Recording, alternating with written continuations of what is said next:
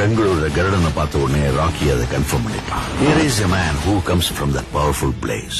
அதனாலதான் கருடனை கொல்ல வாய்ப்பு கிடைச்சும் அவனை கொல்லல, விட்டுட்டான். KGF பிடிக்க அவனுக்கு ஒரு பெரிய படையே தேவைப்பட்டுச்சு. அதனாலதான் ராக்கி எல்லாருக்கும் முன்னாடி கருடனை கொன்னான். பாக்குறவங்க நெஞ்சில தைரியத்தை விதைச்சு படை வீரர்களா மாத்தினான்.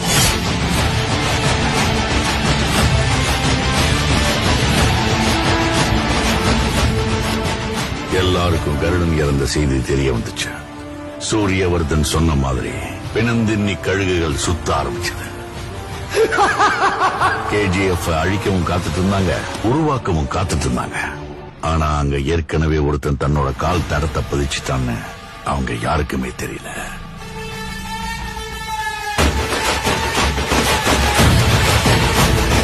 Powerful people come from powerful places. Andrews எப்போ பாம்பே லாலிபாப் தர மாதிரி தரேன்னு சொன்னாலும் ராக்கிக்கு அந்த சமுத்திரம் கூட சின்ன குளம் மாதிரி ஆயிடுச்சு.